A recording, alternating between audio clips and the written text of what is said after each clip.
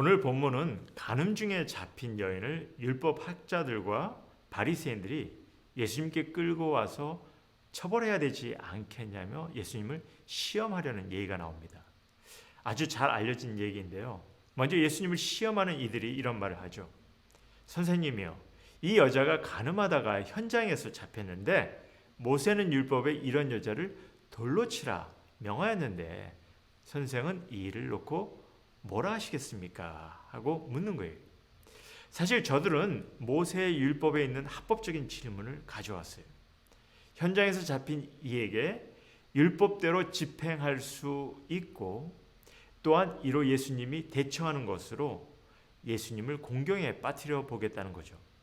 그래서 만약 예수님께서 그 여인을 용서하라고 하면 예수님을 모세의 율법을 부정한 죄로 고소할 수 있는 거고, 그리고 예수님을 죄인들의 친구요 결과적으로 죄를 즐기는 자라 비난할 수 있는 거죠.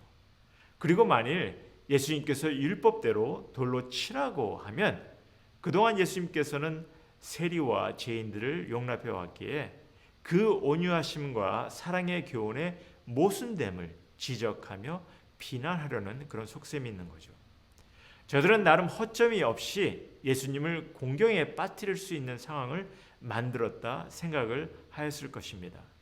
하지만 이렇게 저들이 합법적인 질문을 들고 왔지만 놀라운 것은 예수님께서는 오히려 그 상황에서 새로운 가르침을 보여주셨다는 거죠. 어떻게 하셨습니까? 예수님께서 한마디로 대답하십니다. 너희 중에 죄 없는 자가 먼저 이 여자에게 돌로 치라고. 아니 이게 무슨 말입니까? 돌을 던지지 말라 하지 않으셨다는 겁니다. 예수님께서는 율법의 가르침을 존중하셨어요. 다만 온전히 의로운 자가 있다면, 죄 없는 자가 있다면 먼저 돌로 치라고 명하신 거죠. 그런데 아무도 나서지를 못하죠. 왜? 온전히 의로운 이가 없기 때문에. 그래서 이런 주어진 상황에서 예수님께서는 아주 중요한 것을 우리 모두에게 가르쳐 주십니다. 사실 시작은 율법 학자들이 예수님께 율법의 문제를 제시하면서 벌어지죠. 그런데 예수님께서는 율법을 부정하시는 것이 아니라 오히려 율법에 대한 바른 이해를 가르치시고 있다는 것입니다. 정말 중요한 가르침인데요. 먼저 예수님은 율법 아래에서는 의롭게 여김을 받을 사람이 없다는 것을, 율법 아래에서는 아무도 의로워질 수 없는 것을 가르치십니다. 우린 무엇인가 좀 기준 세우는 것을 참 좋아합니다. 왜냐하면 그래야 옳고 그른 것을 그 기준에 따라 구별할 수 있기 때문에. 이 세상에 어떤 구별이 없으면 사실 자아 발전도 없고 또 자신의 기준을 세울 수가 없어요. 그래서 인간 삶에는 모든 이치에 또한 어떤 법이 필요한 거죠. 그리고 이를 아시고 하나님께서는 또한 이러한 법을 주셨습니다. 예를 들어 자연의 이치를 보아도, 또 과학에도, 우주 만물을 보아도, 사회 윤리를 보아도 그에 필요한 법을 주신 거죠. 그래서 이렇게 법이 필요한 인간에게 하나님께서는 먼저 율법을 주셨습니다. 하나님의 뜻에 합당하고 온전함을 유지하기 위해 완벽히 지켜야 할 완전한 법을 허락하신 거죠. 그래서 바울은 로마서 7장에 보면 율법은 거룩하고 계명도 거룩하고 의로우며 선하다 적고 있습니다. 그런데 여기에 우리 모두에게 딜레마가 있습니다. 그것은 연약한 인간으로서 온전한 법을 다 지킬 수 없다는 거죠. 사실 주님의 가르치심도 여기에 초점이 있습니다. 우리 가운데는 율법으로 온전한 이가 있을 수 없다는 것입니다. 그래서 야고보서에 보시면은 누구든지 율법 전체를 지키다가 한 조목이라도 어기면 전체를 어긴 셈을 우리에게 말씀해 주고 계세요. 그러니 이런 질문이 또한 나옵니다. 그럼 하나님께서 왜 율법을 주셨냐는 거죠. 율법 아래 의로운 자가 없다면, 즉 우리가 율법을 온전히 다 지키지 못하셨을 것을 아셨을 것인데 왜 율법을 주셨냐는 것입니다. 그런데 이에 대한 답변도 오늘 사건을 통해 보여주고 있어요. 하나님께서 왜 율법을 주셨느냐? 그것은 율법을 통해 인간의 죄를 드러내기 위함이었습니다. 율법에 비추어 볼 때 가늠한 여인이 큰 죄인임을 종교 지도자들은 들추고 있었지만 또한 주님께서는 결국 모두가 율법 안에 죄인임을 드러내신 거죠. 그래서 바울도 로마서에 보시면 3장 19절 20절 말씀인데 우리가 알거니와 무릇 율법이 말하는 바는 율법 아래 있는 자들에게 말하는 것이니 이는 모든 입을 막고 온 세상으로 하나님의 심판 아래 있게 하려 함이라. 그러므로 율법의 행위로 그의 앞에 의롭다 하심을 얻을 육체가 없나니 율법으로는 죄를 깨달음이라. 이렇게 말씀하십니다. 그래서 율법은 인간의 죄를 드러내기 위해 주셨다는 거죠.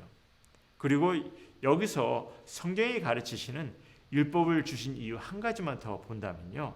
율법은 하나님의 진노, 저주, 정죄함이 있음을 또 이를 드러내기 위해 주어졌다는 거죠. 그래서 로마서 4장 15절 말씀은 이렇습니다. 율법은 진노를 자아내게 한다 이렇게 말하고 있고요. 갈라디아서 3장 10절에 또한 바울은 무릇 율법 행위에 속한 자들은 저주 아래 있나니 기록된 바 누구든지 율법 책에 기록된 대로 모든 일을 항상 행하지 아니하는 자는 저주 아래 있는 자라 하였음이라 이렇게 적고 있습니다. 하나님께서 인간에게 완전한 법을 주심으로 또한 인간에게 의로운 심판이 있음을 알게 하셨다는 것입니다. 많은 이들이 하나님은 사랑의 하나님이시기에 우리를 심판하지 않으실 것이라 가정을 하는데 물론 사랑의 하나님이시죠. 그러나 하나님은 또한 공의로우시기에 법을 주셨고 그에 대한 심판이 무엇임도 우리에게 보여주셨어요. 그래서 오늘 본문의 사건에는 간음한 죄의 형벌이 또 얼마나 하나님이 가증스럽게 여김을 보여주시기도 하는 한편 또한 모든 인간은 율법 아래서 온전히 의롭지 못한 죄인일 수밖에 없는, 그래서 율법으로는 구원을 받을 수 없는 하나님의 심판 아래 있는 인간임을 보여주고 있다는 것입니다. 사실 간음하다 잡힌 여인에게 돌을 던질 수 있는 합당한 이는 이 사건에서 예수님밖에 없습니다. 예수님만이 온전히 의로운 삶을 산 자이기 때문에, 그러니 돌을 던질 자격이 있는 이는 예수님밖에 없는 거죠.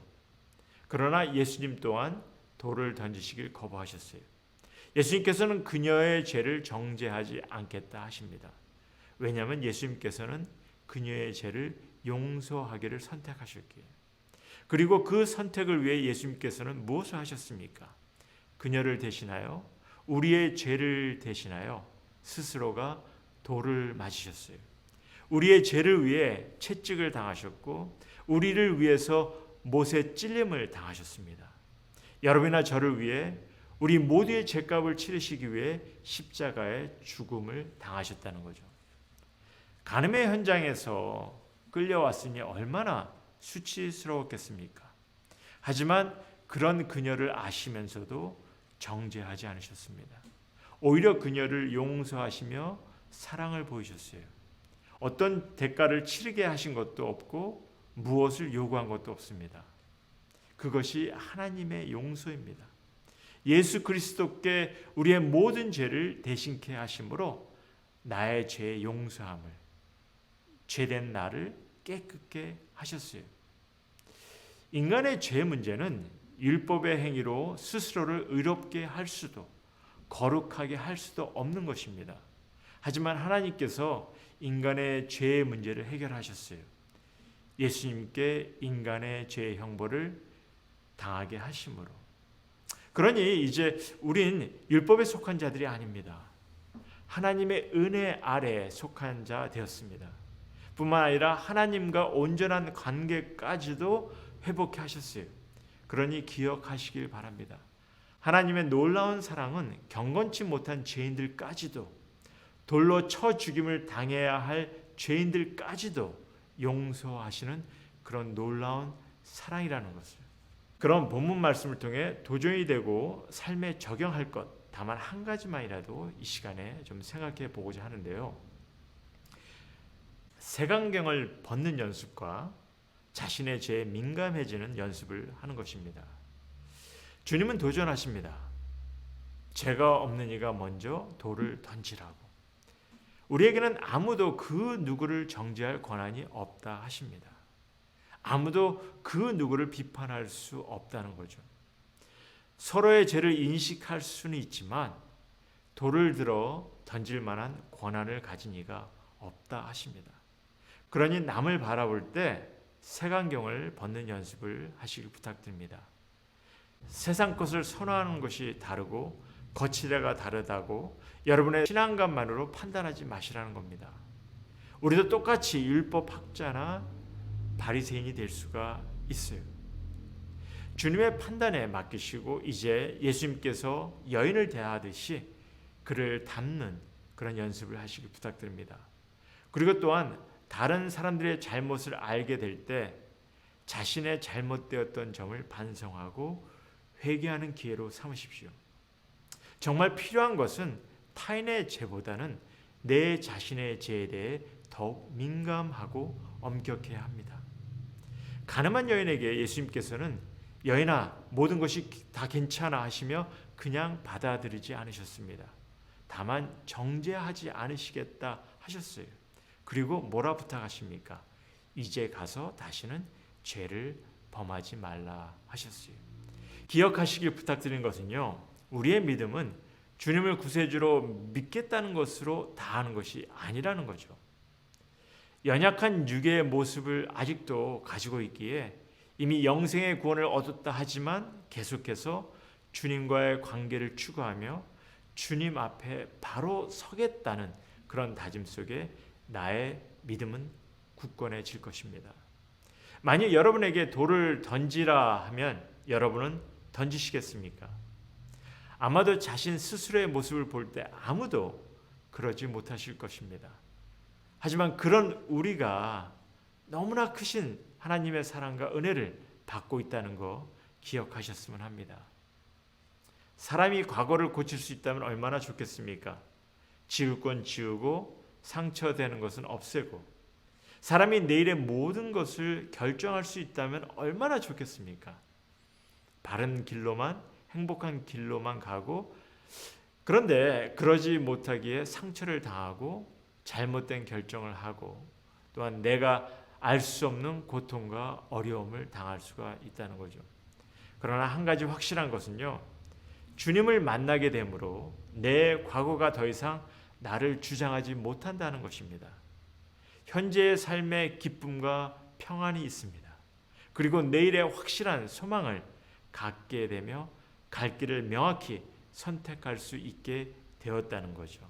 얼마나 감사한 일입니까? 지금 이 순간에 다시 한번 그림을 그려보시길 바랍니다. 현장에서 붙잡힌 정말 창피스러운 여인. 그런데 그 옆에 주님이 계시며 정죄하지 않겠다며 위로하고 계시는 그런 그림을 좀 그려보시기 바랍니다. 그리고 만일 그 그림이 오늘 여러분이나 저의 삶 가운데에도 그려진다면 어떻게 할 것 같습니까? 돌로 쳐야 한다고 하는 이들이 있을 것입니다. 유혹에 약한이라고 조소하는 이들도 있을 것입니다. 행함을 보니 믿음이 없다고 따지는 이들도 있을 것이겠죠. 그러나 여러분이 주님께 솔직한 고백을 하고 있는 한, 주님 곁에 있는 한, 주님의 손길을 경험하고 있는 한, 그 누구도 사탄도 율법도 목사도 장로도 어느 누구도 정죄할 수 있는 이가 없음을 기억하시기 바랍니다. 정말 제한이 없는 그런 놀라운 사랑을 가늠하다 잡힌 여인이 이를 경험했습니다. 가늠한 다윗 왕도 스데반을 죽게 한 바울도 예수님을 부인한 베드로도 더없이 한없는 그런 하나님의 사랑을 경험하였습니다. 삶 속에서 가장 비참한 경험을 하였지만 하나님의 사랑은 끝이 없음을 경험케 하였습니다. 여러분 또한 단지 예수님을 구세주로 믿기만 한다면 그 한없는 사랑을 경험하실 것입니다. 아니 모두가 경험하시고 계심을 소원합니다. 계속해서 이 오늘 본문 이후에 예수님께서 주시는 귀한 가르침을 나누겠습니다. 8장 마저 묵상해 보시고 함께 나누기로 하죠.